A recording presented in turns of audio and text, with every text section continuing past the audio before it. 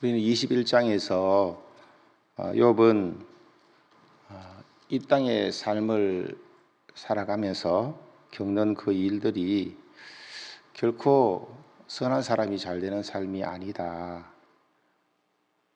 악인이 오히려 잘 되고 번성하기도 한 그런 모습이 많다라는 주장을 했습니다.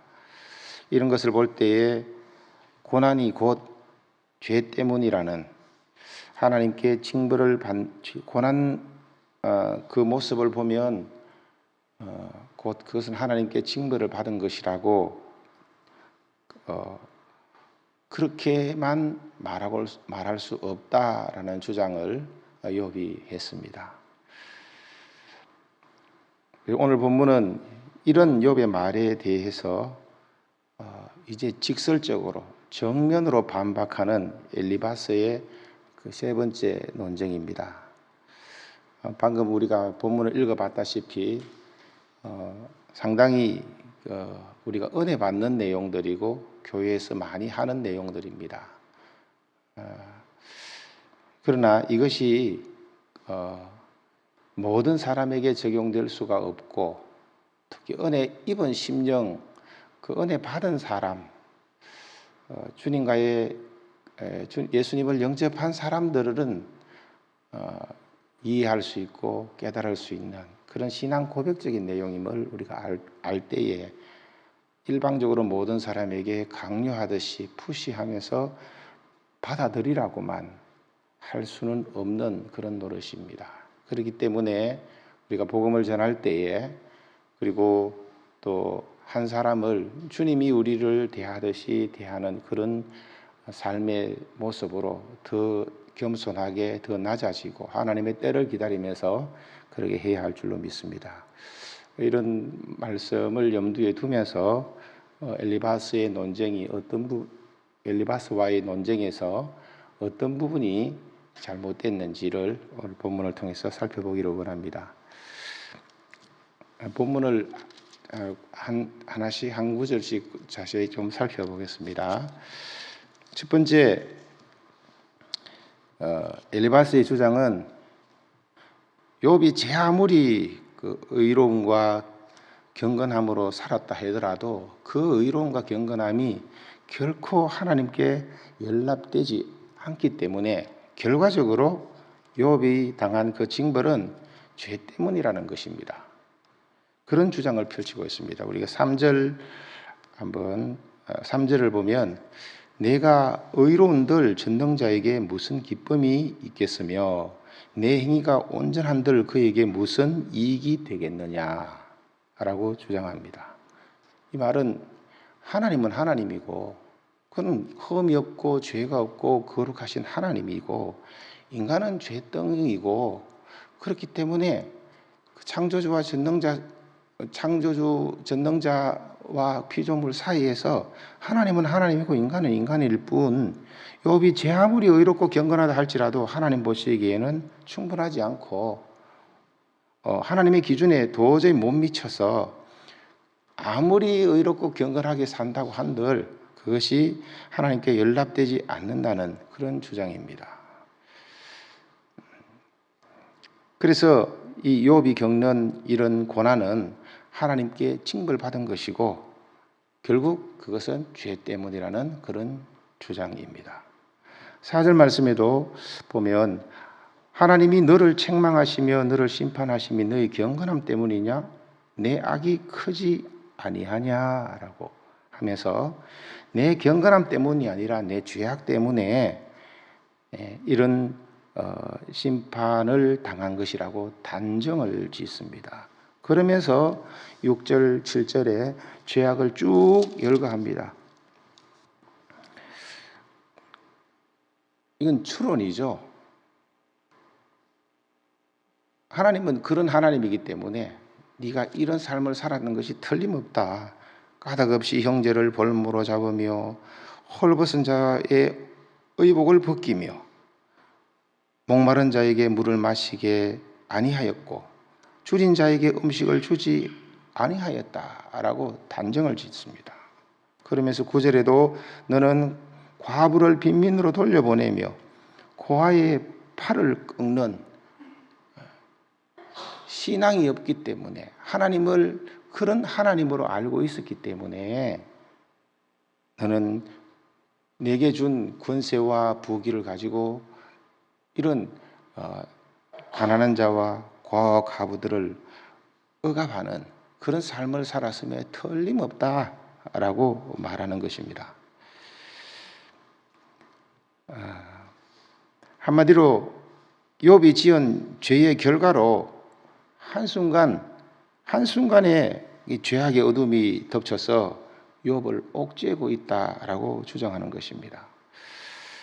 이것은 엘리바스의 그 신앙관을 잘 엿볼 수 있는 부분입니다. 하나님의 섭리를 헤아리지 못하고 또 복음과 그 은혜가 그 심령 속에 중심에 자리 잡고 있지 못한 면을 우리가 알 수 있습니다. 오히려 아주 행위주의에 기반한 율법주의, 그리고 아주 이기적인, 내가 행하고 돈 놓고 돈 먹고 이런 식으로 내가 행한 대로 내가 받고, 아주 이기적인 그런 신앙관념을 엿볼 수 있습니다.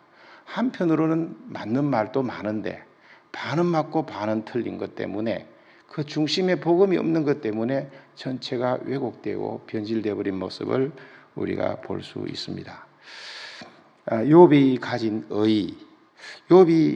가진 의는 우리가 이제까지 쭉 살펴봤다시피, 욥이 자신이 그 무죄하다라고 주장하는 그 근거는 자기 행위에서 난 것이 아니라 번제에서, 제사드림으로 말미암는 의를 계속 이야기한 것입니다. 그것은 하나님이 준 것이죠. 욥은 제사에 드려진 제물이 자기를 의롭게 한다는 것을 믿었습니다. 이것을 깨닫는 것이 하나님의 은혜였고, 그것을 누군가로부터 마치 아벨과 가인이 그 부모에게서 받았듯이 이 족장 시대에 욥도 누군가로부터 물려받아서 그것을 마음에 새기고 있기 때문인 것입니다. 그런 면에서 봤을 때에 이 엘리바스의 이런 주장은 네 의로움과 경건함이 하나님께 일납되지 못한다 라고 하는 주장은 틀린 것입니다. 왜냐하면 하나님은 우리와 처음 지을 때부터 영원토록 함께 살기 위해서 우리를 지으셨고, 요한계시록에 그것이 너무나 잘 명백하게 여호와 삼마, 하나님이 거기 계시다, 함께 계시다라고 하셨고, 우리도 이 땅에 살면서 임마누엘 하셔서 우리와 함께 살기 위해서 임마누엘로 오신 분이 예수님이시기 때문입니다. 고린도전서 1장 9절 말씀에 보면 너희를 불러 그의 아들 예수 그리스도로 더불어 교제케 하시는 하나님은 미쁘시도다. 신실하신 하나님, 미쁘신 하나님을 이야기하면서 우리를 예수 그리스도와 교제케 하기 위함이라고 말씀하셨습니다. 스바냐 3장 17절에도 여러분 잘 아는 대로 너희 하나님 여호와가 너희 가운데 계시니 그는 구원을 베푸실 전능자시라. 구원을 베풀어서 뭘 하는가? 그가 너로 인하여 기쁨을 이기지 못하여 하시며 너를 잠잠히 사랑하시며 너로 인하여 즐거이 부르며 기뻐하시리라 하셨습니다. 하나님이 처음 창조할 때부터, 지으실 때부터 지으시고 심히 기뻐하셨다고 창세기 1장 31절에 말했습니다. 그리고 타락한 가운데서도 하나님이 자녀 삼으시고 구원하셔서 또 그 구원을 스스로 만족히 여기시면서 그를 통하여 기쁨과 영광을 얻으시는 분이 하나님이십니다. 두 번째, 엘리바스의 주장은 욥이 하나님에 대해서 가진 신관이라고 표현하는데, 그 자연신관, 데이즘이라는 자연신관을 가졌다라고 생각하고, 그런 신관을 가지고 있기 때문에 결과적으로 악인의 삶과 악인의 삶을 살고 악인의 그 전체를 밟을 수밖에 없다라고 주장하고 있습니다. 12절에서 14절 보면 하나님은 높은 하늘에 계시지 아니하냐, 보라 우두머리 별이 얼마나 높은가. 그러나 그 말은 하나님이 무엇을 하시며 흑암 중에서 어찌 심판하실 수 있으랴. 빽빽한 구름이 그를 가린즉 그가 보지 못하시고 둥근 하늘을 거니실 뿐이라 하는구나 라고 하면서 욥이 이런 대점적인 신앙관을 가지고 있다라고 착각했습니다. 오해했습니다. 대점은 뭔가 하면은 하나님은 창조주 하나님이시고 인격적인 하나님이시긴 한데 그 하나님의 그런 창조성과 인격성을 인정하긴 하지만 창조 후에 하나님이 세상을 자연법칙 하에 두고 세상을 내버려 두고 그냥 그대로 굴러가게 하시고 이 세상 하나님은 이 세상으로 떠나 계신다라고 믿는 신앙이 하나님에 대한 생각이 이 자연신관입니다. 데이점이라고 그렇게 하는데 욥이 이런 신관을 가졌다라고 욥의 말을 쭉 듣고 죄 없다라고 자꾸 주장하는 것을 두고 그런 식으로 오해를 했습니다. 착각을 했습니다. 이건 잘못된 하나님의 신앙관이긴 한데 이 엘리바스가 이런 신관을 가지고 있었기 때문에 욥이 계속해서 자기가 죄가 없다라고 주장하는 글로 받아들였습니다. 엘리바스는 욥이 자신의 고난은 죄 때문이 아니라는 이런 주장을 듣고 욥의 잘못된 신앙관을 지적하고 있는 것이 방금 읽었던 이 본문 내용입니다. 욥이 대접적인 이런 신관을 가지고 있다는 이 주장이 맞습니까? 결코 아닙니다. 욥은 오히려 하나님은 중보자가 되시고 또 대속주가 되신다라고 하면서 하나님은 적극 개입하신다라고 똑같이 개입하신다라고 그 주장을 그 논리를 펼쳤습니다. 하여튼 엘리바스는 이렇게 착각을 하면서 엘리바스가 주장하는 바는 하나님은 인간과 세상을 창조하신 후에 인간의 삶에 개입하셔서 죄인을 벌하시고 의인에게 복을 주시는 하나님이시다. 이 세상과 인간을 내버려 두지 아니하시고 인간의 삶에 개입하셔서 죄와 악을 심판하시는 하나님이라는 그 주장을 강하게 주장하면서 오히려 그 반은 맞고 반은 틀린 그래서 율법적인 하나님을 주장하고 있는 것입니다.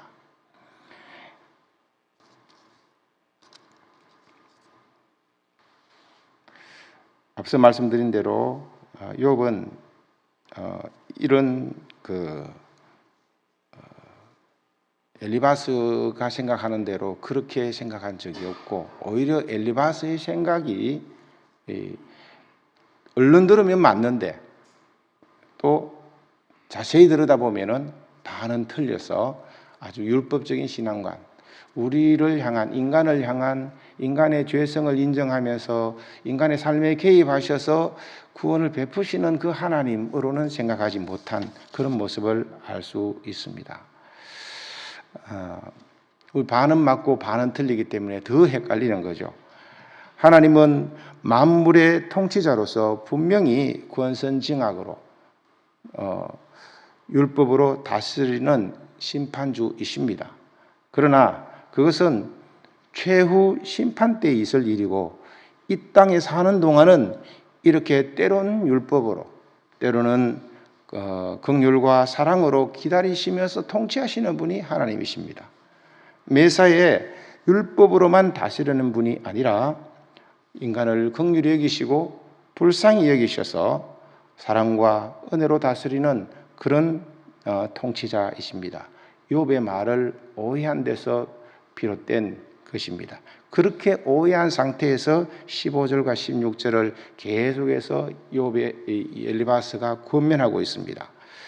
15절에 보면 네가 악인이 밟던 옛적 길을 지키려느냐. 그러니까 하나님이 심판하지 않는다고 생각하면서 하나님과 상관없는 삶을 네가 언제까지 계속 살아가면서 악인이 걷던 그 전철을 네가 밟아가겠느냐라고 말한 것입니다. 16절에도 그들은 때가 이르기 전에 끊겨버렸고 그들의 터는 강물로 말미암아 함몰되었느니라. 그들이 하나님께 말하기를 우리를 떠나소서 하며 또 말하기를 전능자가 우리를 위하여 무엇을 하실 수 있으랴 하였으나. 계속해서 욥의 말을 착각한 상태에서, 오해한 상태에서 하는 말인데, 악인은 결국 하나님의 개입으로 심판받게 되고 그때 악인의 모든 터전과 기반은 다 무너지게 된다라고 이야기합니다. 그런데 너는 마치 하나님이 없는 것처럼, 개입하지 않는 것처럼, 네 죄가를 심판하지 않는 것처럼 그렇게 말하는구나 라고 말하는 것이죠. 자, 그러면 여기서 우리 욥의 말과 엘리바스의 말의 차이점이 뭔지 우리가 간단히 짚어보겠습니다. 이 두 사람의 말의 공통점은 하나님이 창조주 하나님이시라는 것, 역사 속에 개입하신다는 것까지는 똑같습니다. 그러나 엘리바스의 말은 하나님이 개입하셔서 죄와 악을 심판하시는 그런 심판주 하나님, 율법적인 하나님으로만 알고 있습니다. 그래서 고난은 곧 하나님의 징벌이고 하나님의 심판이라는 이런 논리인 반면에 욥은 죄인인 인간을 긍휼히 여기셔서 구원의 길로, 영혼의 길로 인도하시는 하나님이라는 것에서 차이가 납니다. 한 사람은 율법적이고 한 사람은 복음적이라는 거죠. 복음적인 사람 또 두 요소를 같이 지니고 있죠. 그래서 이 땅을 살아가면서 우리는 때론 율법으로 때로는 복음으로 그 속에서 왔다 갔다 하면서 그래서 성숙한 신앙으로 품는 신앙으로 둘 다 존중하면서 그렇게 살아갈 수 있는 것이죠. 그래서 17절 18절에 보면 그들이 하나님께 말하기를 우리를 떠나소서 하며 또 말하기를 전능자가 우리를 위하여서 무엇을 하실 수 있을까 하였으나 하나님이 좋은 것으로 그들의 집에 채우셨느니라. 악인의 계획은 나에게서 머니라 라고 하면서 욥 너는 하나님이 준 그 풍성한 부귀와 영화와 권세를 가지고 네가 고만하였다. 하나님이 채워주셨음에도 불구하고 너는 그것으로 오히려 고아와 과부를 압제하고 그렇게 살았다 라고 그렇게 단죄하면서 자신은 그렇게 살지 않았다라고 이야기를 하는 겁니다. 그래서 오히려 선행을 베풀고 선행을 베풀었고 하나님의 심판을 받지 않았다라고 하면서 19절 20절에 나오는 대로 죄인이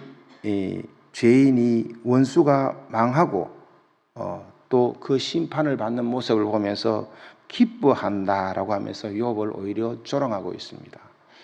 너는 하나님의 심판을 받아서 지금 벌을 받는 것이고 나는 그것을 보면서 악인의 결말을 바라보면서 하나님께 영광을 돌리고 기쁘다 감사하다라고 찬송한다는 거죠.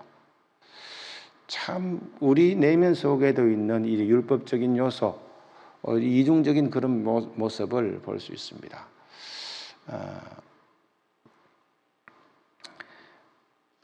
자, 그러면 우리가 앞서 처음 본문을 읽었던 21절부터 나오는 그 내용, 이 내용을 이제 우리가 살펴보겠습니다. 엘리바스는 이렇게 그 자신의 삶과 대비시키면서 욥에게 마지막 권면을 합니다. 너는 돌이켜서 나처럼 살아라. 너는 그래서 하나님과 화목하고 평안하라 라고 말하고 있습니다. 21절부터 우리가 읽어봤기 때문에 좀 건너뛰겠습니다. 한 구절만 보면 너는 하나님과 화목하고 평안하라. 그리하면 복이 내게 임하리라. 다 맞는 말, 다 좋은 말입니다. 너무나 귀하고 소중한 말씀입니다.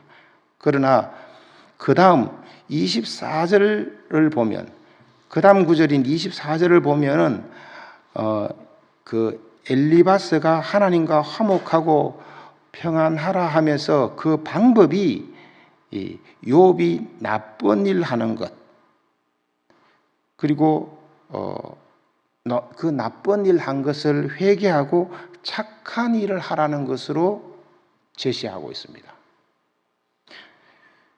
욥이 이때까지 그렇게 안 산 게 아닌데 그 삶을 살았는데 그 방법을 다시 제시합니다. 그럼 욥에는 전혀 맞지 않는 이야기죠. 이것이 욥의 마음을 더욱 아프게 하고 더욱 고통스럽게 하는 겁니다. 24절 눈으로 한번 보십시오. 네가 이제는 돈에 대한 욕심, 물질에 대한 욕심 그만 가지고 그쪽으로 마음 빼앗기지 말고 오히려 하나님께로 돌이키라. 그렇게 말합니다. 우리가 많이 듣던 이야기죠.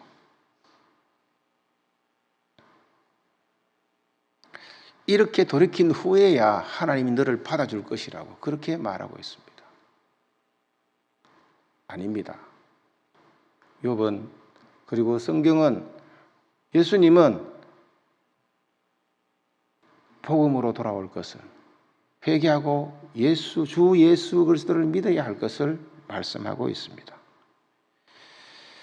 27절 이하에 읽어보더라도 철저히 율법주의에 근거한 그런 행위주의에 근거한 그 하나님 것을 주장하고 있음을 볼 수 있습니다. 자, 이때까지 살펴봤다시피 이 엘리바스의 생각은, 그 중심은 율법적인 신앙관이었습니다. 여러분, 왜 율법주의, 기복주의, 물질을 탐하는 기복주의, 나아가서 하나님 없이 자기 생각으로 이성으로만 하나님을 믿는 이런 자유주의, 이게 하나님과 화목할 수 없을까요? 하나님과 화목하는 유일한 방법이 예수 그리스도를 믿는 것이라고 했습니다. 거기에서 차이가 나는 겁니다. 유대교도 또 이슬람도 다 유일신 하나님을 믿습니다. 근데 차이점은 중보자가 없다는 것입니다. 하나님과 사람 사이를 화목케 할 중보자가 없다는 겁니다. 구원을 베푸시는데 중보자 대신 삼위일체 하나님, 역사 가운데 인생에게 오셔서 우리를 위하여서 대속의 죽음을 죽으시고 사랑하셔서 하나님과 영원히 함께 살게 하신 그 하나님이 없는 겁니다. 그런 하나님이 없는 겁니다. 왜 하나님과 화목할 수 없고 구원을 얻을 수 없습니까? 같은 하나님을 믿는데 그 사람들은 왜 하나님의 구원을 받을 수가 없고 하나님과 화목할 수 없습니까? 그것은 거룩하신 하나님과 죄인 사이에 유일한 중보자가 없기 때문입니다. 그 대속주이신 예수 그리스도가 그런 분임을, 중보자임을 놓쳤기 때문입니다. 말씀을 맺고자 합니다. 욥이 앞에서 계속 중보자와 대속주에 대한 신앙을 고백하는 이유가 바로 하나님과 참된 화목과 평안을 누리는 유일한 길이 바로 그것이었기 때문에 이 욥기서는 그것을 강하게 주장하고 있습니다. 누가복음 19장 41절에 보면 주님이 이런 말씀합니다. 가까이 오사 성을 보시고 우시며 이르시되 너도 오늘 평화에 관한 일을 알았더라면 좋을 뻔하였거니와 내 눈에 숨겨졌도다. 예수님 당시에 많은 사람들, 그리고 오늘 이 본문에서 보는 엘리바스와 이 욥의 친구들은 과연 예수님이 말씀하신 평화에 관한 길을 알았을까요? 그것을 믿었을까요?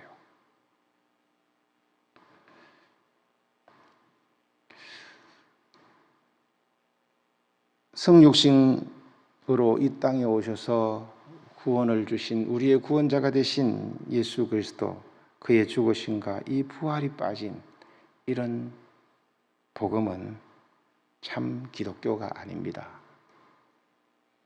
복음이 아닙니다.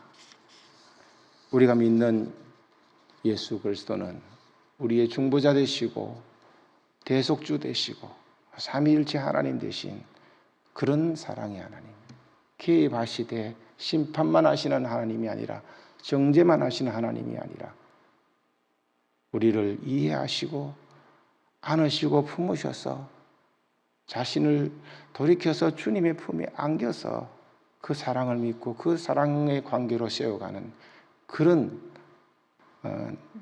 기독교, 그런 복음인 줄로 믿습니다. 본문에서 하나님과 화목, 축복, 기도 응답, 그리고 경영, 성공, 높여주심과 구원, 건지심, 이 좋은 말들이 많이 있지만 복음이 없는 것이, 복음이 빠진 것이 엘리바스의 변론의 특징입니다.